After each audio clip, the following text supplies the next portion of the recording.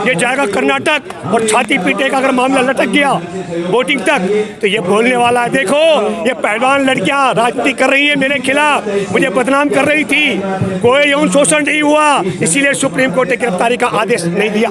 और अगर ये गिरफ्तार हो गया तो फिर बोलेगा कर्नाटक जाके देखो मैंने निकाल दिया उस नालायक को जो बेटियों का यौन शोषण करता था। जितनी बड़ी ताकत आसाराम की थी, जिसके यहाँ मत्था टेकता था आडवाणी से लेकर नरेंद्र मोदी तक, और वो उसके खिलाफ मुकदमा दर्ज होता हो, और एक छोटा सा ब्रजभूषण सिंह कुश्ती महासंघ का अध्यक्ष और उसके खिलाफ एफआईआर दर्ज न हो रही हो, देशवासियों को सोचना चाहिए कि बेटियों की सुरक्षा किसके राजकाज में थी। सर आप क्या कहेंगे देश की नेशनल प्लेयर है, जिनको देश का सम्मान बढ़ा है दुनिया भर में, आज उनको धरने पर आज पोडियम छोड़ करके सड़कों पर बैठी हुई। देखिए, मैं जो आपका सवाल है सर, मैं बताता आपको दो बड़े उदाहरण देता हूँ। एक 2013 का मैं जिक्र करता हूँ, हमारे देश के प्रधानमंत्री नरेंद्र मोदी के गुरु संत आसाराम ने अपने ही भक्त की बेटी के साथ बलात्कार किया था। अगस्त 2013 का मैं जिक्र कर रहा हूँ। वो पीड़ित लड़की अपने पिता के साथ थाने पहुंची और सीधे एफआईआर दर्ज हुई। ये होता है नारी के सम्मान की बात या उसकी पीड़ित की न्याय के लिए मुकदमा दर्ज कराने की उदारता की बात। और दूसरी तरफ आज है हमारी ये बहादुर बेटियां जनवरी 2018 में 18 जनवरी 2000 को भी यहाँ आई थी और तब भी लंबे समय तक धरना दिया था। तब भी नरेंद्र मोदी की सरकार ने यौन शोषण के मामले में ब्रजभूषण के खिलाफ संज्ञान नहीं लिया और तब एक कमेटी बनाई गई थी। कमेटी ने कहा था 4 हफ्ते में एक रिपोर्ट तैयार हो जाएगी। और उसके बाद अभी 23 तारीख को 21 तारीख को उन्होंने लिखित शिकायत की यहाँ संसद मार्ग थाने में मुकदमा दर्ज कराने के लिए। वो एफआईआर में तब्दील नहीं की गई और एफआईआर दर्ज कराने के लिए हमारे देश में मेडल, दुनिया के पहलवानों को पीट करके मेडल लाने वाली साक्षी फोगाट और बजरंग पुनिया, वो सब अगुवाई कर रहे हैं इस लड़ाई की, जिसमें 7 बेटियों का यौन शोषण किया गया। और अब आप समझ लीजिएगा 23 तारीख से इन्होंने उसके बाद अब सुप्रीम कोर्ट का दरवाजा खटखटाया और सुप्रीम कोर्ट में नरेंद्र मोदी की सरकार ने क्या पक्ष रखा वो चौंकाने वाला है। नरेंद्र मोदी की सरकार ने कहा कि पहले जांच पड़ताल की जाएगी। इसका मतलब देश में नारी द्रोही नरेंद्र मोदी हमारे देश की पहलवान बेटियों के चरित्र पर सवाल खड़े कर रहा है। जब ये लड़कियां कह रही कि यौन शोषण हुआ तो कह रहा है पहले हम जांच करेंगे तब एफआईआर दर्ज होगी। इस प्रकार की भूमिका सुप्रीम कोर्ट में ली जा रही है। तब मैं कहना चाहता हूं देशवासियों से कि ये बेटी पढ़ाओ और बेटी पटाओ इसकी जुबान से निकला नहीं था, बल्कि षड्यंत्र है। जब नरेंद्र मोदी मुख्यमंत्री थे गुजरात के, सुप्रीम कोर्ट में एक सीनियर आईएएस अधिकारी का शपथ पत्र है, उसमें बहुत साफ है मुख्यमंत्री रहते हुए नरेंद्र मोदी एयरपोर्ट से एक बालिका का अपहरण कराया गया गुजरात की और 2 दिन तक उसको मुख्यमंत्री के आवास में नरेंद्र मोदी के कमरे के बगल वाले कमरे में बंधक बना के रखा गया। तो कल्पना कीजिए गुजरात की एक सुंदर बेटी का अपहरण करवा करके अपने मुख्यमंत्री आवास से बंधक बना के रखने वाला उसके साथ क्या किया होगा। और वो देश का मुखिया बना हुआ है और उसका गुरु आसाराम बलात्कार के मामले में आजीवन कारावास भुगत रहा है। इसीलिए वो नारी द्रोही, महिला द्रोही हमारे बेटियों के चरित्र पर सवाल खड़े कर रहा है। मैं आपके माध्यम से सुप्रीम कोर्ट में बैठे जजों से अपील करता हूं कि आप संविधान के मुताबिक जो हमारे देश की बेटियों ने याचिका दायर कर रखी है उस पर संज्ञान ले करके और एफआईआर दर्ज कराएं और ब्रजभूषण शरण सिंह को जेल में डलवाएं। ये होना चाहिए, नहीं तो क्या होगा, ये मामला लटकाने का षड्यंत्र क्या करने वाला है पता? ये जाएगा कर्नाटक और छाती पीटे का अगर मामला लटक गया वोटिंग तक तो ये बोलने वाला है, देखो ये पहलवान लड़कियां राजनीति कर रही है मेरे खिलाफ, मुझे बदनाम कर रही थी, कोई यौन शोषण नहीं हुआ, इसीलिए सुप्रीम कोर्ट ने गिरफ्तारी का आदेश नहीं दिया। और अगर ये गिरफ्तार हो गया तो फिर बोलेगा कर्नाटक जाके देखो मैंने निकाल दिया उस नालायक को जो बेटियों का यौन शोषण करता था।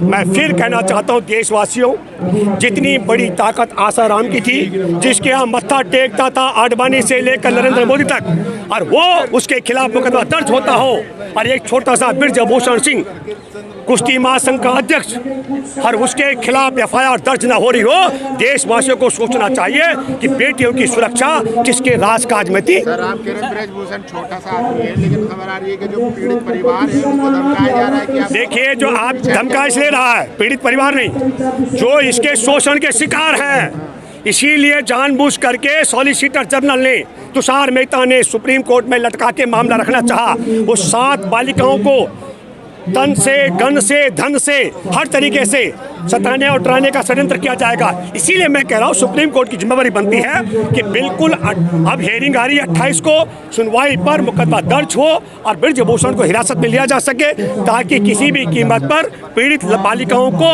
ये हरेस न कर सके। मैं तो और भी हैरान हूँ, नरेंद्र मोदी की सरकार ने उन लड़कियों का नाम षड्यंत्र के तहत जो सीलबंद लिफाफे में दिए गए पुलिस को वो उजागर करा करके ब्रजभूषण तक पहुंचाए। और मैं फिर कहना चाहता हूं, जिस प्रकार आसाराम बलात्कारी आसाराम ने सजा से बचने के लिए गवाहों की हत्या करवाई, उसी प्रकार इनका और ये सहयोगी ब्रजभूषण सिंह भी हत्या तक करवा सकता है। ये अपने आप में एक बड़ा डॉन भी है। क्या कारण हो सकता है? नई नजीर शुरू हो रही है देश के अंदर, जिसका बलात्कार होगा, यौन शोषण होगा, पहले जांच होगी, फिर मुकदमा दर्ज होगा। तो मैं अगर ये परंपरा होती तो आसाराम आज आजीवन कारावास नाबालिग बालिके के साथ में बलात्कार की सजा नहीं भुगत रहा होता। अगर यही परंपरा तब मनमोहन सिंह की सरकार भी कहती कि पहले जांच होगी। इसलिए मैं कहना चाहता हूँ ये बलात्कारियों को बचाने और यौन पीड़ितों के पक्ष में जो आंदोलन कर रहे पहलवान हैं, इनकी बात को नकारने का षड्यंत्र है। अगर ब्रजभूषण ने छोटे आदमी है तो उनके ऊपर FIR दर्ज क्यों नहीं? मैंने कहा कि ब्रजभूषण सिंह नरेंद्र मोदी के गुरु संत आसाराम की जूती की नोक के बराबर है। छोटा बड़े का सवाल, उन दोनों में तुलना कर रहा हूं मैं, चाहे वो धन के मामले में, शक्ति के मामले में। अरे वहां दंडवत होते थे। ये मोदी ने तो कहा था अगर मेरे गुरु नहीं होते मैं गुमनाम मर जाता। आज भी पब्लिक डोमेन में आप देख सकते हो आसाराम का गुणगान करते हुए उस बलात्कारी का, और वो पेशेवर बलात्कारी था। पेशेवर शब्द मैं कह रहा हूँ, मैंने वो पूरा रिपोर्ट मंगाया, आप हैरान होंगे जान करके। उसके आश्रम में टॉर्च लगा करके इस पूरा सिस्टम होता था। 2002 में उसके एक खनसामा का बड़ा बयान है कोर्ट के अंदर। उस बयान में उसने कहा, उसकी मुंह बोली बहन थी वहाँ आश्रम में जिसके साथ उसने बलात्कार किया था 2002 में। और 2002 में ये मुख्यमंत्री, आप समझो, गुजरात में मंच पर भाषणबाजी आसाराम के चरण छूकर मोदी कर रहे थे। पेशेवर बलात्कारी मैं शब्द यूज कर रहा हूँ आसाराम के लिए, नरेंद्र मोदी के गुरु के लिए। क्या मोदी इतने कमजोर है कि एक सांसद के खिलाफ कार्रवाई नहीं करवा सकते? कमजोर नहीं है, कमजोर नहीं है। आप समझो RSS की जब से जन्म हुआ, यहूदियों का एक बड़ा गिरोह है कन्वर्टेड, तब से लेकर उसमें महिलाओं के लिए न सम्मान है न स्थान है, न सम्मान है न स्थान है। मैं आपके माध्यम से एक बात कहूँ, उत्तराखंड का देहरादून में इनका भाजपा का कार्यालय है, उसका एक गटर है, गटर, वो गटर ब्लॉक हो गया था। तो जब जमादार ने खुदाई सफाई की तो वह गटर कंडोम से भरा पड़ा था।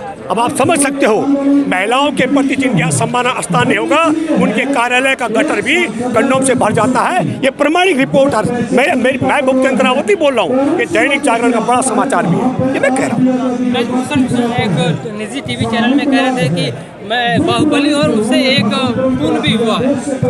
अरे भाई, उस व्यक्ति ने कहा मैंने, उसने हुआ नहीं किया, उसने सार्वजनिक, ठीक, एक मिनट, उसी तरीके से जिसे 2002 के दंगा में बलात्कार, दंगे, हत्या, काटपीट करने वाला बाबू बजरंगी ने पब्लिक डोमेन में कहा, उसने कहा कि मुझे बड़ा मजा आया, मैं जाके सो गया था, मैंने पकड़ा, काटा, जला दिए।